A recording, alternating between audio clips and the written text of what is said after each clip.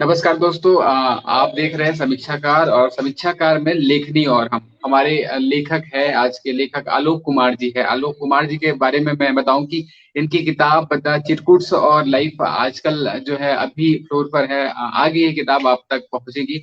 आलोक जी हमारे साथ है। बहुत स्वागत है आपका आलोक जी। हम्म, धन्यवाद आपका मुझे बुलाने के लिए।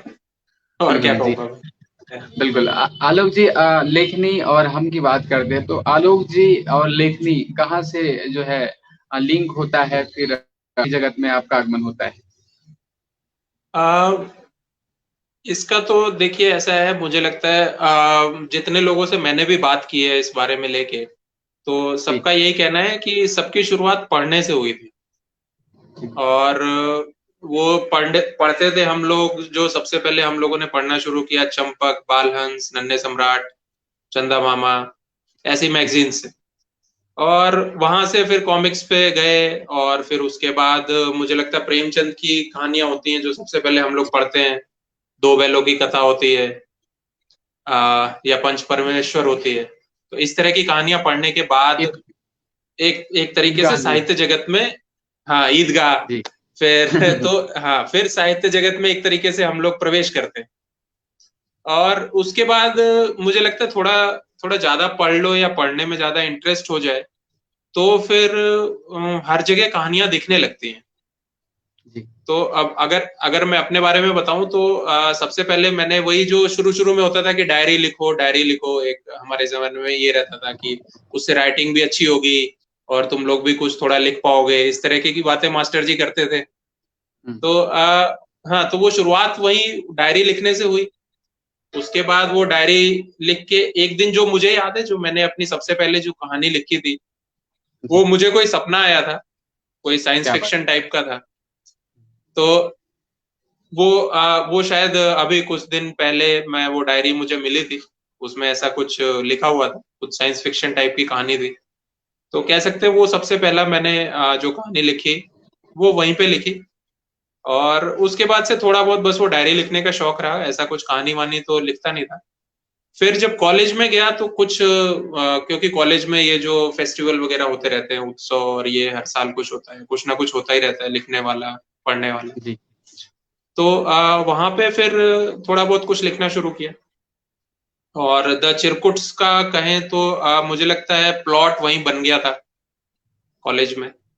बाकी और मैं उस पर आऊंगा कि हम हम्म, हमारे तमाम साथियों को, विजय दीप जी हमारे जो है टीम में तमाम चीजें, तारावती सैनी जी थी। आलोक जी, मैं बताऊं कि समीक्षाकार में हम लोगों ने अभी कुछ कुछ दिनों पहले ही जो है एक प्रतियोगिता आयोजित की थी, कविता और कहानी की। उसपे हम्म, देश से जो है कविताएं मिली थी। तारावती सैनी जी की भी जो कविता थी, उन्होंने जो है द्वितीय स्थान किया था। बहुत सुंदर कहानी उन्होंने लिखी थी। और एक कहानी जो एक कहानी महेश जी और बहुत अच्छे अच्छे जो राइटर्स युवा यंग हमें मिले थे, तो उनमें से सभी हम्म, हमारे साथी भी जुड़ रहे हैं। सबका भी स्वागत है। हम्म, मैं बता दूं कि तारावती सैनी जी और विजयदीप जी और तमाम हमारे साथी, आलोक जी हमारे साथ है। इनकी जो दो किताबें आई है, पहली द चिरकुट्स और दूसरी जो है लाइफ, आजकल जो अभी इन दिनों है और आप लोगों तक भी जो है पहुंचे।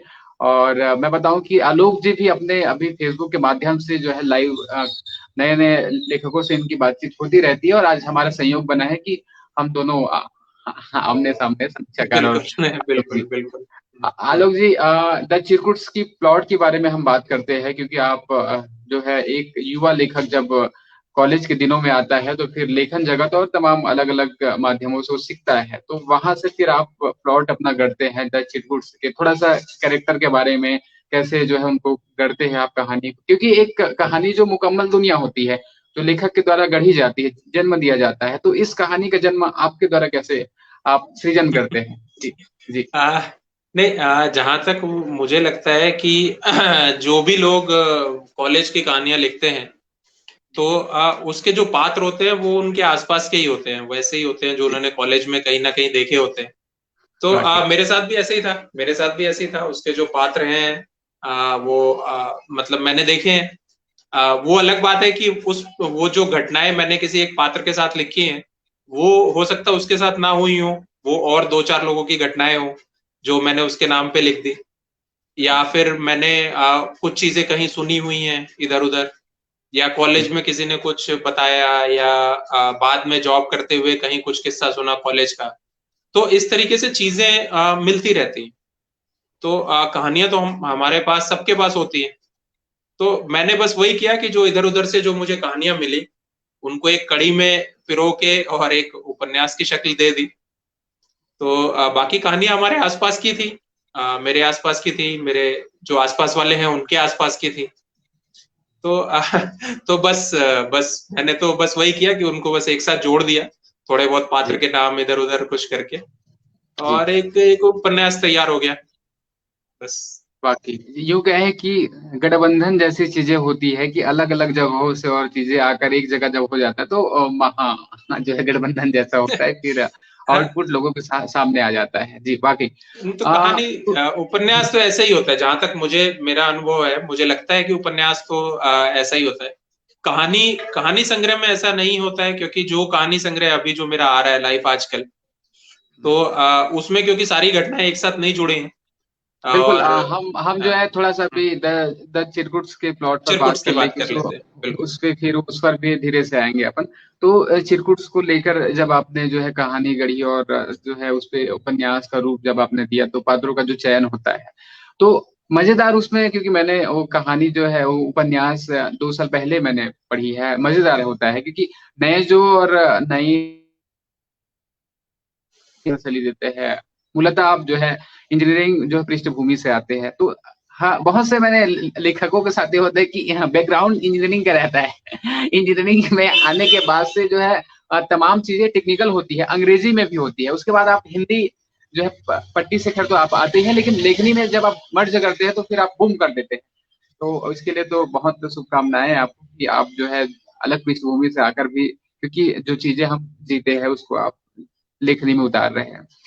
द चिरकुट्स के बारे में साथी है, क्यों उस किताब तक पहुंचे कि कैसी यादें जो हर जो है युवा के साथ घटित होती है, उसकी जो आईना के बतौर द चिरकुट्स में शरारती जो उसमें दोस्त तैयार होते हैं, उन उन सब की थोड़ी थोड़ी जो कहानियां आप जो है हम तक साझा करें।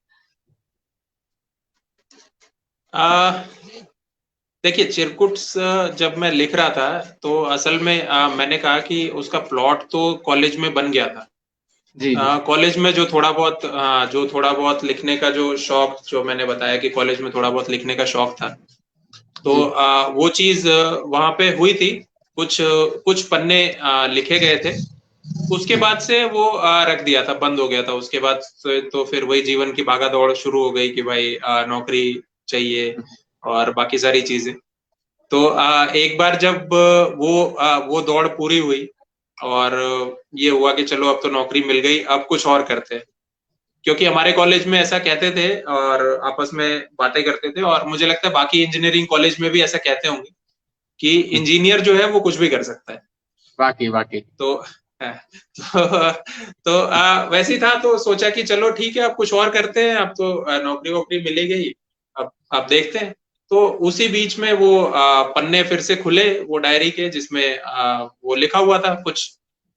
उस टाइम तो खैर उसका नाम भी द चिरकुट्स नहीं था। उसका तो नाम मैंने कुछ ऐसा, माई अरेंज्ड लव मैरिज ऐसा कुछ रखा था। तो ओके। हाँ, क्योंकि क्योंकि आपने पढ़ा होगा तो आपको पता होगा कि ये नाम मैंने बिल्कुल क्यों सोचा था पहले। हाँ। बिल्कुल बिल्कुल तो बिल्कुल। हाँ, तो फिर जब मैंने उसको नए सिरे से लिखना शुरू किया, तो वो जो कॉलेज की यादें थी, जो मेरी यादें थी, या फिर यहाँ जॉब में आने के बाद भी जो जिन लोगों से मैं मिलता था, और जब हम कभी कॉलेज की बातें करते थे, तो मुझे लगता था कि अरे, कॉलेज की यादें जो हैं वो कभी खत्म नहीं होती। वो दिनों दिन और गहरी होती जाती, और हम हर जगह इंतजार करते हैं, उन उन यादों को फिर से जीने की कोशिश करते हैं कि काश, मतलब जो कुछ चीजें जो हम कॉलेज में नहीं जी पाए, काश एक बार दोबारा मौका मिले तो हम वो जिंदगी फिर से जीना चाहेंगे। तो कुछ इस सोच के साथ मैंने शुरू किया फिर से उस उपन्यास को लिखना। और जो उसमें जो कैरेक्टर्स हैं, सैंडी है, एडी है, तो ये सब कैरेक्टर्स कह सकते हैं मेरे दोस्त, यार दोस्त, आसपास के जो कुछ लोग। जैसे जो उसमें दूध वाला किस्सा है, दूध के गिरने वाला, शायद आपने पढ़ा हो तो आपको याद होगा। हाँ, तो वो दूध गिरने वाला किस्सा हुआ है हमारे कॉलेज में, हमारे हॉस्टल में। ओके। तो वो किस्सा मेरे ही हॉस्टल का है, मेरा देखा हुआ है। बाकी उसके उसके आगे पीछे की सारी बातें मनगढ़ंत है। वो सब मैंने बस ऐसे ही सोचा था, बस वो दूध गिरने वाली जो घटना हुई थी, तो वो हुई थी, वो मेरी देखी हुई। वाकई इसमें वास्तविकता की जब बात करें तो बिंब हालांकि लेखक जितना भी हो, लेकिन आसपास के बिंब से उठाकर जो है अपनी देखनी पर लाता है और लोगों को सामने परोसता है। और अब हम बात करते हैं कि युवा और प्रेम की, तो उस पे जो है आपके कुछ किरदार प्रेम पर भी आते हैं और प्रेम में भी अलग अलग अपनी ही जो है स्टोरी उसमें होती है। तो प्रेम का वास्तविक में, क्योंकि बिंबों की हम बात करते हैं, वास्तविकता की बात करते हैं, तो आप किस महसूस के साथ, एहसास के साथ उस पर जो है उस वाले चैप्टर को जोड़ते हैं आप? आ, जी। नहीं, उस वाले चैप्टर में तो कहें कि मेरा मेरा कोई एहसास या कुछ ऐसा अनुभव अनुभव जैसी कोई चीज नहीं है उसमें। उसमें तो हाँ, उसमें तो मैंने जो कुछ दूसरों से सुना था, या ज्यादातर कहूँ कि जो मैंने पढ़ा था, मतलब जो जी। बाकी लेखकों ने जो भावनाएं, जो एहसास अपने डाले थे, या फिर उनकी किताब पढ़ते हुए जो मुझे महसूस हुआ था, वही मैंने बस उसमें लिखा है। और क्योंकि उसमें उसमें तो मेरा हाथ तंग था शुरू से ही, तो तो हाँ, और तो बैकग्राउंड भी आपका बीई का था, और बीई में अपने तरीके का जो है देखा जाता है। और नहीं, और एक और चीज मैं बता दूं कि मैं मैकेनिकल इंजीनियर था। वही तो बात। जो मैकेनिकल इंजीनियर होंगे वो जानते होंगे कि मैं ऐसा क्यों कह रहा हूँ। तो जी। वाकई इसलिए हाँ। हम्म। मैं समझ सकता हूँ, मेरे बहुत से साथी जो है और तमाम चीजों से जूझे हैं, और एक सिंगलत्व और एक अकेलापन में इन लोगों को जो है टीस तो किया हुआ है। बहरहाल हम अब बातें करते हैं कि आपने कही कि वाकई में लिखने से पहले खूब पढ़ना बहुत आवश्यक है, इसलिए क्योंकि अब जब हम हमारे जो लेजेंड है बहुत से, जब मैं निर्मल वर्मा को पढ़ता हूँ, जब मैं जो हूँ भगवती चरण वर्मा जी को पढ़ता हूँ, तब समझ में आती है कि चीजें कितनी खूबसूरत लिखी गई है। उसके बाद हम जो युवा लिख रहे हैं, कितनी जिम्मेदारियां बढ़ जाती है, क्योंकि तमाम चीजें लिखी जा रही है, उसके बाद हम लेखन पे आते हैं। आपके प्रिय लेखक कौन रहे हैं, और किनको आप जो है लेखनी में भी आप महसूस करते हैं कि उनके जैसा मैं लिखूं? आ, नहीं, इसमें इसमें दो तीन बातें अगर मैं कहना चाहूँ तो, जी। जैसे दिव्य प्रकाश दुबे जी हैं, हम्म, तो उनका कहना है कि हम लोग जो हैं, हम कुछ नया लिख नहीं रहे हैं, सब कुछ पहले से वाकई लिखा जा चुका है।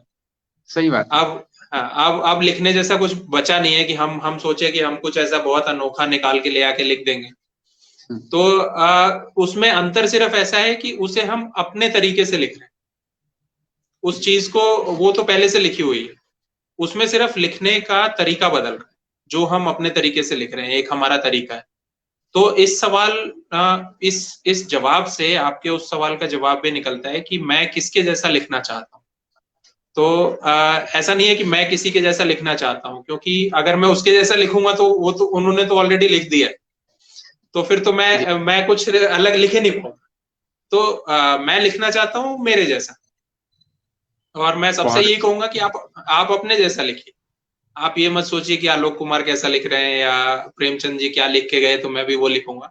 आप अपने जैसा लिखिए, आप तेज साहू बनिए, तो आलोक कुमार वाकई, को आलोक और कुमार रहने दीजिए। बिल्कुल भी हाँ। यूनिक हमेशा से ये जो है हमारे तमाम जो साथी, आपका जो कार्य होता है, आप जो भी करते हैं आउटपुट आपकी, तो आपके जो अपना अंदाज है, अपनी जो आपकी अक्स है, वही नजर आनी चाहिए। लेखकों की हम बात कर रहे हैं, तो अभी नई वाली हिंदी का भी जो है प्रचलन रहा है। मैंने सुशोभित सतावत जी का एक बार जो है साक्षात्कार किया, तो तमाम बातें हुई थी। तो नई वाली हिंदी, और क्योंकि भाषा भाषा होता है, और वक्त के साथ चीजें बदलती है, और टेक्नोलॉजी बदलती है, लोगों का दायरा बदलता है। उसके बाद अभी के समय में मानना ये है कि जैसे नए जो लिख रहे हैं, तो उस पे अंग्रेजी का और क्षेत्रीय भाषा का और हिंदी का मिश्रण को मैं नई वाली हिंदी समझता हूँ। तो आपका जो है क्या इस पर है कि इस भाषा को लेकर, क्योंकि आने वाली जो पीढ़ी है, हम हमारी जो पीढ़ी जो लिख के चली गई है उसको हम पढ़ रहे हैं, उसको आत्मसात कर रहे हैं, भावनाएं जो है हम में निहित है, हमारे शब्द अलग है, भाव अलग है। हम चीजों को जो है अपने तरीके से जो है लिख रहे हैं या तो सामने ला रहे हैं। तो अभी की जो पीढ़ी है, आने वाली जो पीढ़ी है, उन पर जो है हमारी मतलब उनकी नजरें हम पर रहेगी कि क्या लिख कर चले गए भाई लोग। इस पर आपका जो है महत्वपूर्ण मैं व्यू अ, चाहूंगा। न- नहीं, इसमें इसमें तो ऐसा है कि जो आपने थोड़ी देर पहले कहा कि मैं इंजीनियर हूँ, मैंने भी जी। बताया कि भाई मैं तो इंजीनियर था, सब जी जी। सब वो टेक्निकल चीजें पढ़ रहा था, हम्म। मशीन्स के बारे में पढ़ रहा था। तो मुझे क्या पता था कि प्रेम क्या होता है। तो और मुझे क्या पता कि भावनाओं को शब्दों में कैसे व्यक्त करते हैं। वो जी। चीजें तो मुझे पता नहीं है, क्योंकि वो तो मैंने सीखी नहीं। मैंने तो पढ़ा है कि भाई इंजन में कुछ खराब हो जाए तो उसको ठीक कैसे करते हैं। मतलब उसके पीछे की थियरी क्या है, या जी। इस तरह, हाँ, इस तरह की चीजें पढ़ी है हमने तो थर्मोडायनेमिक्स के लॉ पढ़े हैं। इसलिए ये जो नई वाली हिंदी का जो कंसेप्ट आया है, ये मुझे लगता है कि हमारी हमारी कमजोरी है, कि क्योंकि हमें नहीं पता कि वो शब्द गढ़ते कैसे हैं। जी। तो हम तो जैसा बोलते हैं हम वैसा लिख देते हैं, क्योंकि वो शब्दों जी। की कलाकारी, वो जादूगरी तो हमारे पास है नहीं। तो अब वो जादू नहीं कर पाए, तो कहा कि चलो ठीक है, ये जो कर रहे हैं उसको एक नाम दे दो। तो उसको किसी ने नाम दे दिया, बोल दिया नई वाली हिंदी है।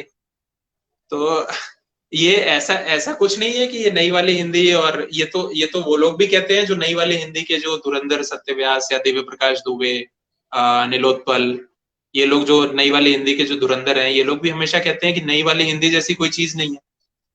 और मैं तो ये कहता हूँ कि भाई मैं उस तरह की हिंदी लिख ही नहीं सकता जिसको आप पुरानी वाली हिंदी कहते हैं। वो हाँ, वो मुझे लिखना आता ही नहीं है। तो मुझे जो लिखना आता है वो जो मैं बोल पाता हूँ वही मुझे लिखना आता है। और हमारे बोलने में तो ऐसा है कि हम आधी तो अंग्रेजी बोलते हैं। जी।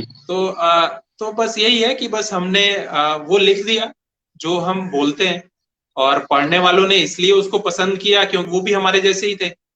वो कोई इंजीनियर ही हमें पढ़ रहा है, तो उसको भी अगर हम बहुत कठिन शब्द लिख देंगे हिंदी के कि उसको डिक्शनरी उठा के रखनी पड़े, तो वो तो पहले से ही बेचारा इतनी सारी डिक्शनरी अपने पास लेके बैठा हुआ है अपनी टेबल पे। तो एक चीज उसके पास, जी जी। हाँ, दो चीजें हम्म हैं, बहुत महत्वपूर्ण चीजें हैं। एक दो बार मुझे सत्य व्यास जी को भी राजधानी में मॉडरेट करने का अवसर मिला था, और एक जगह पे जो है बहुत बड़ा कार्यक्रम था, तो एक दिव्य प्रकाश दुबे जी भी वहां पे आए हुए थे। मेरा सवाल ये था, और उसको जो है उस जगह पे दुबे जी के द्वारा जो है अ, अलग ही अंदाज में किया गया था कि मेरा हम्म हम्म सवाल ये था, हम्म क्योंकि मैं जिज्ञासु हूँ और पत्रकारिता पृष्ठभूमि से भी आते हैं, साहित्यिक पृष्ठभूमि पर जो है लगातार कुछ ना कुछ चीजें बेहतर होती है। बात करते हैं, बहुत बड़ी बात है लेकिन बहुत छोटा मैं आपसे जवाब चाहूंगा कि हिंदी साहित्य को हम समृद्ध मानते हैं, और निर्मल वर्मा जी है नोबेल पुरस्कार के लिए सरकार द्वारा नॉमिनेट भी हुए थे। लेकिन ऐसा क्या है कि अभी भी केवल हमारे पास हिंदी में यूं कहे बांग्ला से पृष्ठभूमि होते हुए अंग्रेजी में अनुवाद होती है, और अलग तरीके से फिर गीतांजलि के लिए हमें जो है नोबेल पुरस्कार मिलता है। तो इसका क्या चीजें है कि कहाँ पे कमियां रह जाती है, या किस लेवल की लेखनी की जो है उम्मीदें होती है। तो मैं आपका केवल व्यू जानना चाहूंगा इस पर, कि आप इस पर क्या विचार करते हैं, नोबेल पुरस्कार जैसे जो साहित्य के क्षेत्र में दिए जाते हैं उस क्षेत्र को देकर। जी। आ, नहीं नहीं, इतनी इतनी बड़ी चीजों पे लेके मेरा ऐसा कोई व्यू नहीं है। ये, हाँ, ये बहुत दूर का प्रश्न पूछ लिया आपने। मैंने तो अभी एक किताब लिखी है और दूसरी अटकी हुई है, और तीसरी, हाँ, तीसरी पता नहीं कब आएगी। तो इतनी बड़ी चीजों पे मैं कभी सोचता भी नहीं हूँ कि ऐसा वो क्या है, और ये सब, मतलब उतनी बड़ी, उतनी दूर तक तो, और इतने बड़े प्रश्न पे तो विचार मेरे व्यक्त करने का कोई सवाल ही पैदा नहीं होता है। ये अलग बात है। मुझे जो एक चीज लगती है कि पुरस्कार वगैरह की बात मैं नहीं कर रहा हूँ कि वो पुरस्कार कहाँ से आते हैं, क्या मिलते हैं, और उसकी बात जी। छोड़ दीजिए। सबसे बड़ी बात है कि हिंदी पढ़ने वाले जो लोग हैं वो अब थोड़े बड़े हैं। नहीं तो जब मैं अपने कॉलेज से और अपने शहर जाता था, तो जिसके पास भी किताब दिखती थी वो अंग्रेजी की दिखती थी। जी। तो हाँ, अब वो पता नहीं वो फैशन है या क्या है, या वो कूल दिखने वाली बात है कि भाई हम अंग्रेजी की किताब रखेंगे तो थोड़ा हमारा अलग एक इम्प्रेशन पड़ेगा, या एक दौर में भी हम जिए हैं, अभी भी वो दौर चल ही रहा है कि तुम्हें कुछ और आए चाहे ना आए, अंग्रेजी तो बोलनी आनी चाहिए। बच्चा छोटा सा हुआ नहीं कि पहले उसको अंग्रेजी सिखा देते हैं, तो मच्छर नहीं बोलेंगे उसको मॉस्किटो बताएंगे। तो तो हाँ, तो ये जो अंग्रेजी का जो प्रभाव पड़ा है और है अभी भी, तो उसका जी। असर हमारे पाठकों पे भी पड़ता है कि वो बंगला में नहीं पढ़ेंगे, मतलब बंगाल के लोग ही बंगला में गीतांजलि नहीं पढ़ेंगे, जब वो अंग्रेजी में अनुवादित होके आएगी तब पढ़ेंगे और तब कहेंगे कि अरे वाह क्या किताब लिखी है। तो बाकी मैं ये आपको जी मैं आपको जीवंत उदाहरण बताता हूँ। एक एक वर्ष पूर्व की ही बात है। झारखंड हम प्रवास में थे और वहां से कोलकाता गए हुए थे।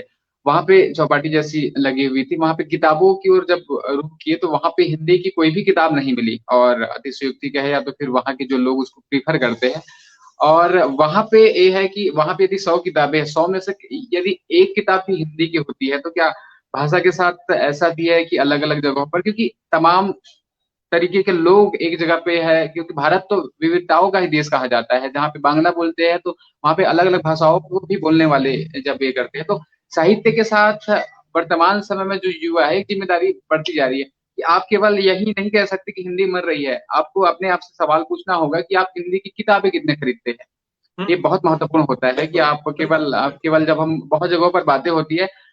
मैं अब अपना बताऊं तो मैंने जैसे किताबें हुई और तमाम जगहों से अब किताबें की ओर रुख करना हमें आवश्यक है, युवाओं को भी आवश्यक है। तो हिंदी, अंग्रेजी और तमाम अलग अलग भाषाओं को लेकर जो है बहुत बड़ा द्वंद्व हो जाएगा इस पर, यदि हम बात यदि ये करें तो। अब हम आते हैं कि आपकी जो नई किताब आने वाली है, जिंदगी आजकल, लाइफ आजकल। लाइफ जी।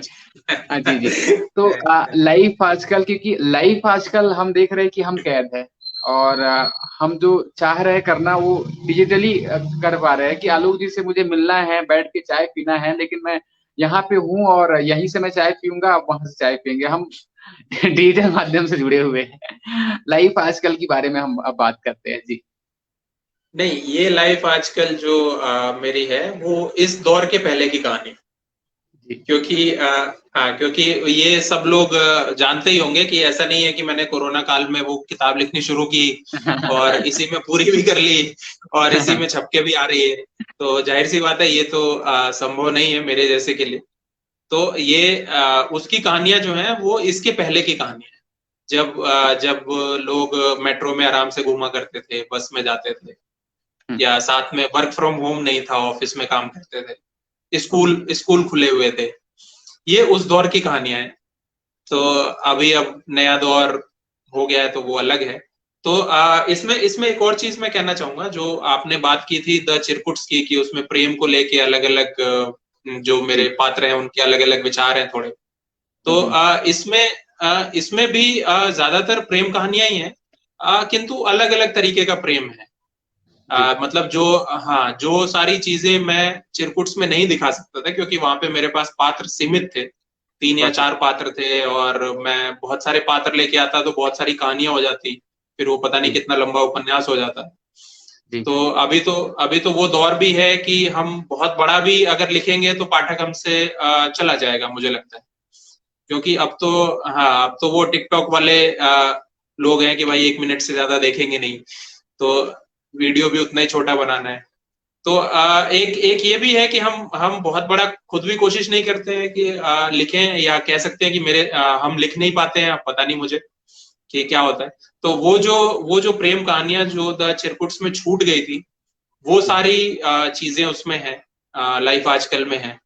और या फिर ऐसा कहें कि जो जो कुछ सामाजिक मुद्दे, जो एक आध मुद्दे जो छूट गए थे, जैसे आपने पढ़ा है द चिरकुट्स तो पता होगा कि एक मुद्दे को लेके मैंने थोड़ा बहुत उसमें कुछ लिखा है, जो उसके जो मुख्य नायक नायिका हैं उनके विवाह के बारे में जो चीजें हैं।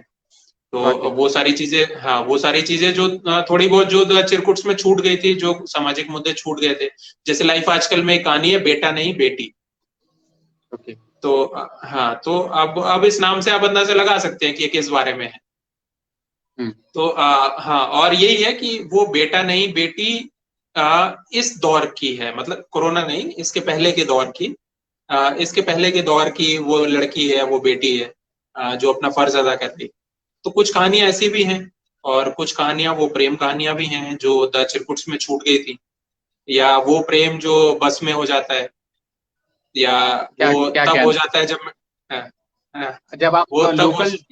लोकल ट्रेन में रहते हैं। एक एक मैंने एक कहानी लिखी थी कि हॉटस्पॉट और हम, और उस कहानी को जो है निखिल सचान जी तक पहुंचा था और तमाम अलग अलग लोगों तक, और उन लोगों का फीडबैक जो है मजेदार था कि बाकी में उस दौर की आप कहानी जो कह रहे हैं कि पहले होता था कि बस में हम जा रहे हैं, बस में आप जा रहे हैं तो गाने ऐसे चलते थे कि आपको उस गाने और लोगों को आप देख रहे हैं तो उससे ही आपको जो है वो जो है फीलिंग आने लग जाती थी। बिल्कुल, बिल्कुल। बहुत तो बहुत अच्छे आलोक हाँ, जी, बहुत सारी शुभकामनाएं हमारी होंगी आपकी जो आने वाली किताब है और उसके लिए, और धन्यवाद। तमाम साथी, हमारे बहुत सारे साथी जुड़े हैं और मैं उनका नाम को उल्लेख करूं नहीं तो फिर कुछ लोग बुरा मान जाएंगे।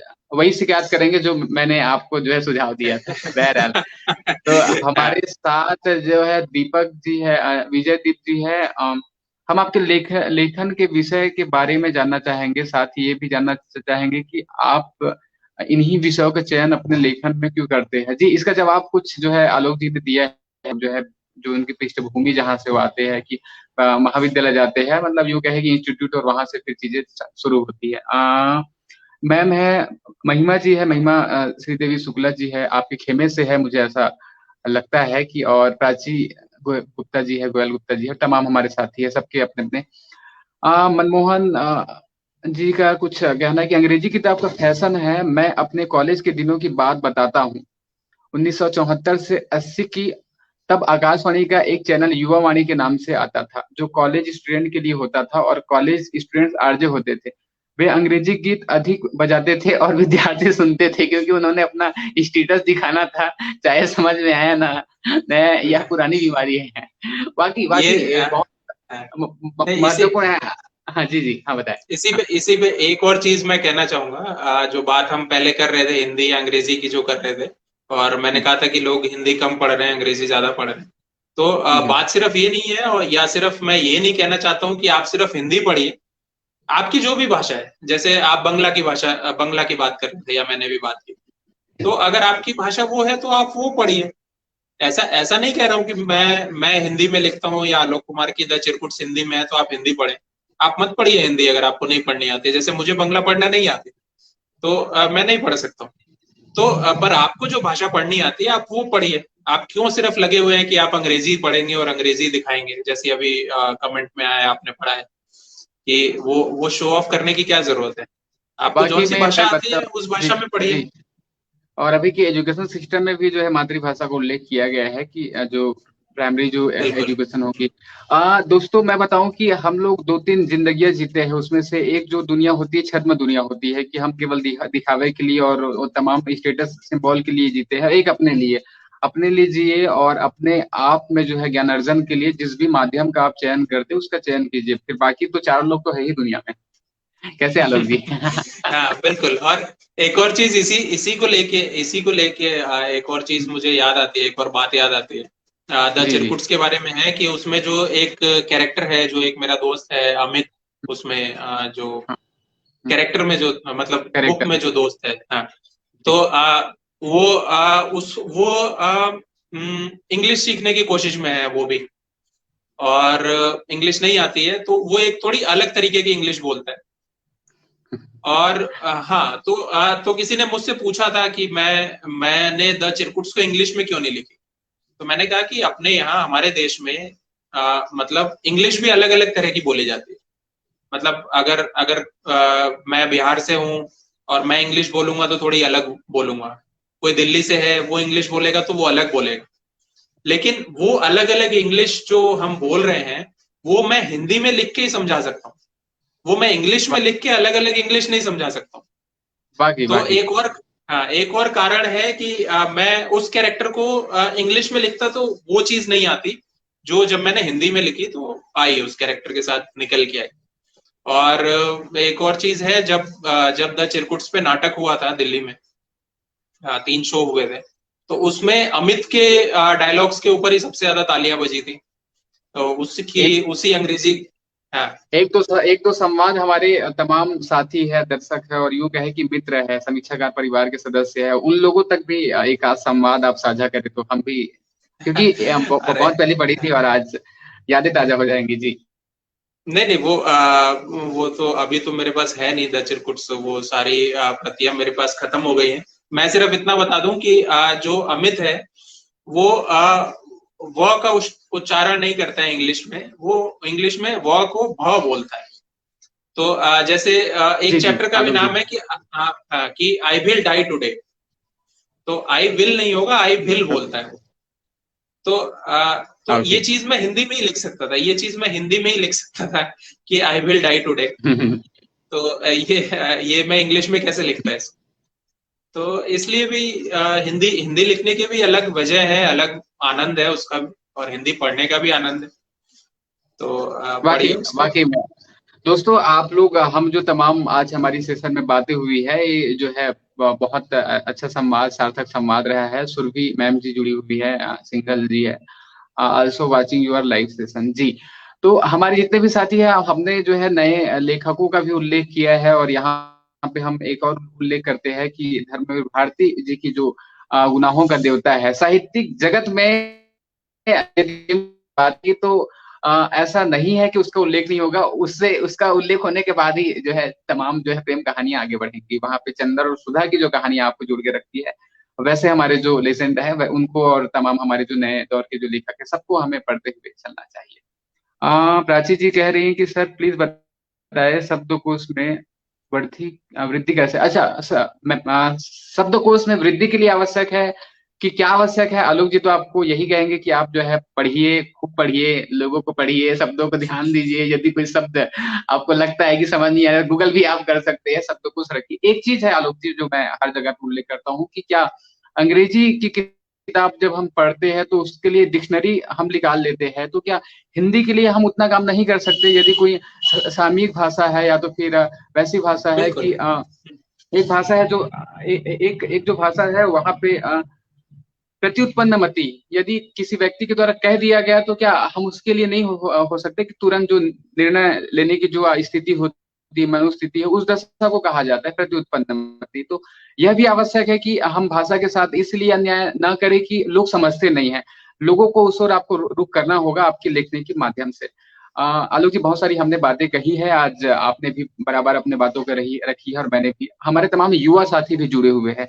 आप भी यूं कहे युवा ही हैं और लेखन जगत में आपकी जो दो किताबें आई है, नए जो लेखक लिख रहे हैं, नए जो युवा साथी लिख रहे हैं, उनके लिए आपका सुझाव कि कैसे जो है लेखनी में करें? क्योंकि अभी के समय में सोशल मीडिया का जमाना है, फीडबैक और तमाम जो है लाइक्स कमेंट के माध्यम से किसी का लोकप्रियता यदि अंकित किया जाता है लेखनी की, सर्वथा अनुचित है मेरा मानना है। ऐसे समय में संयमित होकर जो है युवा कैसे अपनी लेखनी को आगे बढ़ाए, और उनके लिए आपके महत्वपूर्ण सुझाव जी। बिल्कुल नहीं, ये प्रश्न तो ऐसा है जो मुझे लगता है आज के दौर का सबसे महत्वपूर्ण प्रश्न है। और जी मैं भी जो कार्यक्रम कर रहा हूँ लेखक की कहानी, लेखक की जुबानी, उसमें जी जितने भी लेखकों को लेके आता हूँ उनसे एक प्रश्न जरूर यही रहता है मेरा, जो आपने मुझसे पूछा है। और मुझे लगता है कि इसका लगभग सब लोग एक जैसा ही जवाब देते हैं, और इसका जवाब उसके अलावा कुछ हो भी नहीं सकता है कि जी आप जो लिख रहे हैं वो लिखिए। सबसे पहले तो आप पहली बार लिखिए, जी फिर उसको पढ़िए, फिर दूसरी बार लिखिए, तीसरी बार लिखिए, और उसको तब तक लिखते रहिए जब तक आप उससे संतुष्ट ना हो। जब जब आपको लगे कि हाँ भाई अब मैंने इसको पूरा कर लिया, अब मैं इसको इससे बेहतर नहीं बना पाऊंगा, तब आप उसे अपने किसी जानने वाले को दीजिए। और जो आप कह रहे हैं कि वो लाइक और कमेंट के चक्कर में मत पड़िए। ऐसा नहीं कि आपने एक पैरा लिखा और उसको फेसबुक पे डाल दिया और उस पे 150 लाइक आ गए और आपको लगा कि अरे वाह, मेरे से बढ़िया तो कोई लिखता ही नहीं है। तो इन सब चीजों के चक्कर में ना पड़े। पहले आप लिख लें, पूरा पूरा लिख लें, जितना लिखना चाहते हैं अपनी तरफ से पूरा कर लें। उसके बाद किसी ऐसे को दें जिसे लगे, जो आपको लगे कि वो सही में उसको पढ़ के और आपको सही समीक्षा देगा। और मुझे लगता है इसमें दोस्त हमारे काफी महत्वपूर्ण होते हैं, क्योंकि हम और अपने किसी करीबी को देंगे तो वो तो यही कहेगा कि अरे वाह, बहुत बढ़िया लिखा है तुमने। तो ऐसा नहीं है। और अगर इंजीनियरिंग कॉलेज के दोस्त हैं तो उनको दे दीजिए, उनका तो ऐसा है कि आप चाहे कुछ भी लिख लेंगे तो वो यही कहेंगे कि ये क्या लिखे हुए।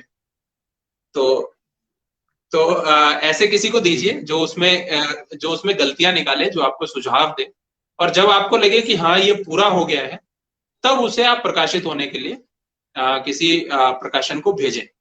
ऐसा नहीं कि आधा अधूरा कुछ आलोक भी जी, लिख लिया। और मैं यही यहीं पे आलोक जी जो है आपकी बातों को थोड़ी सी जो है ये करते हुए मैं सबसे महत्वपूर्ण जो है कि तमाम युवा साथी जो लिख रहे हैं और एक बड़ी जो जद्दोजहद उन्हें करनी पड़ती है या जानकारी के लिए युग है फिर कि लेखक जो अभी नए लेखनी कर रहे हैं तो प्रकाशक तक अपनी लेखनी कैसे पहुंचाए, उन तक कैसे जुड़े, उस पर आपके कुछ सुझाव उनके लिए हो तो फिर स्वागत है। नहीं, अब तो खैर ये बहुत आसान हो गया है। अब तो कोई दिक्कत ही नहीं है। आप तो बस कोई भी किताब उठाइए, वहां पे प्रकाशक का ईमेल आईडी होता है, तो जी आप संपर्क कर लीजिए। या फिर जी फेसबुक, इंस्टाग्राम, हर जगह प्रकाशक तो अब हर जगह बैठे हुए हैं। और अब तो ऐसा हो गया है कि इतने प्रकाशक हो गए हैं कि वो लोग इंतजार में हैं कि कोई किताब आए, कोई कहानी आए हमारे पास कि हम उसको छापें। तो आलोक जी प्रकाशक की एक कमी नहीं है। जी हाँ जी वाकई बहुत से प्रकाशक है। एक बहुत जो है बड़ा सवाल मैं करने जा रहा हूँ आपसे और इसका जवाब भी मैं आपसे चाहूंगा कि जैसे इन दिनों बॉलीवुड और तमाम जगहों पर हमेशा से बात आती रही है, आप भी सारा समझ गए होंगे, नेपोटिज्म और तमाम ऐसे मठाधीश और खेमे वाली बात होती है। तो क्या आपको वर्तमान समय की जो लेखनी जगत है, साहित्य की जो दुनिया है, ऐसा कुछ आपने कभी महसूस किया है या आपने देखा है? आपके व्यक्तिगत अनुभव क्या रहे हैं? नहीं, अभी अभी जब कुछ देर पहले जब आप नाम पढ़ रहे थे या कमेंट पढ़ रहे थे, तो जी जी आपने एक नाम को पढ़ते हुए कहा था कि शायद ये आपके खेमे की है। और जी जी मुझे नहीं पता किसके किसके लिए आपने कहा। और मैं तभी भी बोलने वाला था, लेकिन मैंने कहा नहीं कि भाई ऐसा कोई खेमा नहीं है मेरा।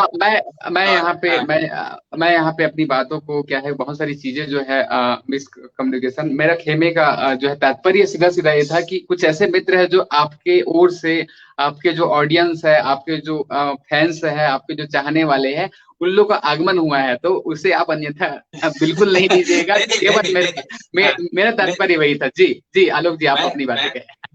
मैं समझ गया था, इसीलिए मैं रुक गया था। मैंने कहा कि ठीक है, चलो। नहीं, जी आपने जब फिर से वो खेमे वाला जो प्रश्न उठाया, तो इसलिए मैंने कहा। और देखिए, ये बात तो सही है। मतलब ये खेमा, अ, खेमे जैसी चीज ऐसा नहीं है। मतलब आप इसको कितनी भी कोशिश कीजिए हटाने की, ये हटेगी नहीं, ये रहेगा। और आप खेमा खेमा मतलब मान लीजिए मेरे दो चार लेखक दोस्त हैं, मतलब हम चार लोग हैं, बहुत अच्छे लेखक हैं, और हमने मिलके एक प्रकाशन खोल लिया। हमने कहा कि भाई हमें ये आजकल के प्रकाशकों से हमें मजा नहीं आ रहा है, हम अपना ही प्रकाशन खोल लेंगे। और हम चारों ही लेखक हैं, हम चारों अपनी किताबें तो लिखते ही हैं। जी और इसके बाद भी, इसके अलावा हमारे प्रकाशन के माध्यम से मान लीजिए अलग अलग लोग हमारे साथ जुड़ते गए, अलग अलग लेखक हमारे साथ जुड़ते गए। पर हम चारों की जो दोस्ती है, वो तो प्रकाशन से पहले भी थी। तो हम जी चारों की दोस्ती जिस तरीके की रहेगी, अगर उसे कोई दूसरा लेखक जो नया हमसे जुड़ रहा है, या दूसरे प्रकाशन का भी है, या वो हमें बाहर से भी देख रहा है, वो कहें कि अरे इन चारों ने तो खेमा बना के रखा है, तो ऐसा नहीं है। वो हमारा खेमा नहीं है, वो हमारी दोस्ती है। और जब हम में से मान लीजिए किसी एक की किताब आती, तो जाहिर सी बात है बाकी तीन भी उसकी बात करेंगे, हर जगह उसकी चर्चा करेंगे। और हो सकता है दूर से देखने वाले को लगे कि ये खेमा है, लेकिन उनके लिए तो वो खेमा नहीं है, उनके लिए तो वो दोस्ती की बात है। वो दोस्त हैं आपस में, उनकी जान पहचान उनकी किताब आने से पहले से थी। तो हम चाहे कितनी भी कोशिश कर लें, या ऐसी दोस्ती लिखने के दौरान भी हो सकती है। और वाकई इसे हम खेमे का नाम दे दें, या खेमे की परिभाषा के हिसाब से वो सही बैठ रहा है, लेकिन उनके लिए वो खेमा नहीं है, उनके लिए वो उनकी दोस्ती है। तो हम चाहे कितनी भी कोशिश कर लें, और चाहे कहीं के लिए भी कर लें, चाहे बॉलीवुड की कर लें या राजनीति की कर लें, कहीं के लिए भी कर लें, और हम सोचे कि हम इस चीज को हटा देंगे, तो ऐसा नहीं है कि वो चीज वहां से हट जाएगी। अब इंजीनियर का बेटा या डॉक्टर का बेटा अगर डॉक्टर बनने लगे, और लोग कहें कि भाई ये नेपोटिज्म हो रहा है, डॉक्टर का बेटा कैसे डॉक्टर बन गया, तो तो इसका तो कोई जवाब नहीं है। बाकी तो और तमाम तरीके की जो है इस पर सवाल जवाब होते रहते हैं दोस्तों। बस हम इतना ही कहना चाहेंगे समीक्षा का पूरी जो है टीम के माध्यम से और तेज जो जी और आलोक जी के माध्यम से कि आप जो भी लेखनी कर रही है, लेखनी कर रहे हैं, बराबर अध्ययन करते रहे हैं, और आपके जो ऐसे जो लोग हैं जो आपकी लेखनी को और आपको समझते हैं उन तक अपनी लेखनी पहुंचाए, सकारात्मक रहे। और प्रयास, हमने जो खेमे की बात कही है, तो आपको मित्रता लोगों से करनी है, ताकि जब भी आप उनकी लेखनी के माध्यम से आप जुड़े रहे, आपकी जो चीजें हैं उन तक जुड़ी रहेंगी। और यहाँ से जो है हम बहुत अच्छे संबंध बनाकर ही जो है, क्योंकि मानव सहजीवी जैसा है कि उनसे हमें लाभ है, इनसे हमें लाभ है, तो अपनी जो ये दोस्ती है और जिंदाबाद रखिए। जी जी आलोक जी, नहीं, कह रहे थे इसमें आप। इसमें एक और चीज है कि अगर अगर आपने अच्छा लिखा है तो जी, वो देर सवेर पाठकों तक पहुंचेगा ही। वाकई। अब आप इस चक्कर में हैं कि मैंने आज ही लिखा और कल ही जो है एकदम मैं इतना बड़ा नाम बन जाऊं, तो ये कोई जरूरी नहीं है कि ऐसा होगा।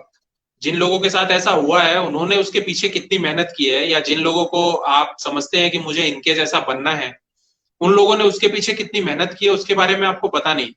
उन्होंने उसके पीछे कितनी तैयारी की है उसके बारे में आपको पता नहीं। तो आप अपना काम करते रहिए। आप एक ही काम कर सकते हैं, अगर आप लेखक हैं तो आप एक ही काम कर सकते हैं कि लिखते रहिए। और जितना अच्छा लिखेंगे तो आज नहीं तो कल वो पाठकों तक जरूर पहुंचेगा। तो ये मत सोचिए कि बस आपने जो लिख लिया, एक किताब लिख ली और आप 5 पॉइंट की तरह एकदम सब जगह छा जाएंगे। तो हम्म। ऐसी उम्मीद मत रखिए, लेकिन हाँ लिखते रहिए। और वो जरूर अगर आपने अच्छा लिखा है तो जरूर पाठकों तक पहुंचेगा। उम्मीद मत छोड़िए क्या बात, और बहुत वो मिलेगा। बहुत बहुत महत्वपूर्ण बातें आपने कही है। दोस्तों, हमारे जो बड़े लेखक हुए हैं, जो एक समय उनके जाने के बाद उनकी चीजें सामने आई हैं, तो जो नेम फेम मनी है अभी के समय में दूसरे लोगों को मिल रही है, तो निराश हताश होने की आवश्यकता नहीं है। जिस काल में हम हैं, तो लोगों तक हम सीधा सोशल मीडिया के माध्यम से पहुंच जा रहे हैं, और तमाम लोगों तक पहुंच जा रही। तो पहले संघर्ष करना पड़ता था कि आपकी एक अखबार में यदि कटिंग लगती है, वहां पे यदि आपकी लेख जो चिपकती, तो लंबा अनुभव रहा है। जब पत्रकारिता की पृष्ठभूमि से हम आते, तो चीजों को धीरे धीरे अब जो है समझ में आने लगती है। आलोक जी, नहीं, आप ये जी जी प्रेमचंद के फटे जूतों की चर्चा तो आजकल खूब हो रही है, सब जानते हैं इसके बारे में। जी। और आज, हाँ, आज अगर लिखने की बात हो तो सभी बोलते हैं कि भाई प्रेमचंद के जैसा लिखना है। लेकिन ये भी समझिए कि प्रेमचंद जी फटे जूते पहनते थे। तो आपको जूते भी फटे हुए नहीं रखने और बनना भी उनके जैसा है, तो ऐसा तो नहीं हो सकता है। प्रेमचंद बनने के लिए जूते फटे हुए ही होने चाहिए। और दूसरी बात ये है कि जो बात आपने कही कि पत्रकारिता किस तरह की जो चीजें होती हैं, आर्टिकल आते हैं या नाम होता है, तो उस पे एक मुझे उदाहरण याद आता है। शायद अगर मैं गलत हूं तो मैं माफी चाहूंगा, लेकिन जो जी। शायद मुझे याद आ रहा है कि ये जो शिव ट्रायोलॉजी जो है, जी। इनकी जब किताबें लॉन्च होती थी, तो वो लॉन्च में उनका कहना था कि वो पूरा माहौल वहां पे बना देते थे, एक शिवमय वातावरण हो जाता था वहां पे, और उस वातावरण में वो किताब लॉन्च होती थी। ऐसा कहीं सुना है मैंने, शायद उन्हीं के मुख से सुना है या कहीं पढ़ा है। तो जी। उसके पीछे उन्होंने कितनी मेहनत की है, उस तरह की चीज आखिर उन्होंने सोची है कि अगर मैं शिव ट्रायोलॉजी लिख रहा हूँ तो मैं इस तरीके से किताब लॉन्च करूंगा। अब आप सोचें कि आप बस लिख लिए, प्रकाशक को भेज दिए और बस मेरा काम खत्म हो गया। तो ऐसा तो नहीं है, मेहनत तो सबको करनी पड़ेगी। और बिल्कुल अगर आपने अच्छा लिखा है तो आपको उसका फल जरूर मिलेगा, तो लिखते बाकी रहिए। में बहुत सारी बातें हैं जिसको जो है यूं कहे कि आपको वातावरण बनाना पड़ेगा, या तो सीधी भाषा में कहे कि मार्केटिंग के लिए तमाम जो चीजें आपको देखनी पड़ेगी। खैर, आलोक जी, आपसे आज संडे और रविवार का दिन है। संडे को फन डे के रूप में जो है लोगों के द्वारा जो है अप्रिशिएट किया जाता है, लोग मनाते हैं उत्सव के रूप में। और कोरोना काल में जो है आप जहाँ हैं सुरक्षित रहिए, और बहुत अच्छा लगा आपसे संवाद भी, और ऐसे ही जो है संवाद का सिलसिला तेज और समीक्षाकार से आलोक जी का होता रहे। और किताब के लिए बहुत शुभकामनाएं हैं आलोक जी। और आपने धन्यवाद। वक्त दिया शॉर्ट नोटिस में। कृष्णा जी का भी हम उल्लेख करेंगे कि इस कड़ी को उन्होंने जो मुकम्मल किया। दीपक सचदी जी जो हमारे इस जो है पेज और समीक्षाकार के जो है संचालक है, और तमाम साथियों का भी बहुत धन्यवाद। आलोक जी, पुनः आपसे मुलाकात होंगी, और बहुत सारी बातें हुई है, बहुत सारी बातें रह गई है, क्योंकि बातें कभी मुकम्मल नहीं होती व्यक्तियों के बीच नहीं, में। और मैं जी। तो कहूंगा जब आप मेरी किताब पढ़ लें लाइव आजकल, तो उसके बाद, हाँ, उसके बाद बैठ के जब उस पर चर्चा करेंगे तो उस पर मुकम्मल चर्चा हो पाएगी। बिल्कुल बिल्कुल बिल्कुल। तो हाँ, उसको तो एक बार आप, हाँ, किताब को लेकर पूरा हम जो है डिस्कशन करेंगे। तो दोस्तों, बिल्कुल, यूं हाँ, कहे कि हमने आज घोषणा भी कर दी है कि जब किताब वालों जी की लाइफ आजकल पढ़ी जाएगी, फिर समीक्षाकार जो है उस पर वैसे ही संवाद करेंगे और सवाल जवाब भी होंगे। तो आप सब हमारे साथ जुड़े और बहुत अच्छा लगा। आलोक जी, बहुत शुक्रिया पुनः जो है। चलिए आलोक जी, मैं धन्यवाद, फिर बहुत धन्यवाद। बहुत शुक्रिया जी जी जी जी जी। नमस्कार दोस्तों, मैं हूँ तेज साहू, समीक्षाकार। आप देख रहे हैं, और समीक्षाकार में हमारे साथ आज आलोक जी थे, आलोक कुमार जी। यूं जो है उनकी लेखनी की जब हम बात करते तो चिरकुट्स, और अभी जो नई उनकी किताब आई है लाइफ आजकल, इन पर जो है फिर से हम बातें कभी करेंगे। तो आज आप बहुत से साथी हमारे साथ जुड़े हुए थे। आप सभी का बहुत धन्यवाद, और मिलते हैं पुनः बहुत जल्द। शुक्रिया।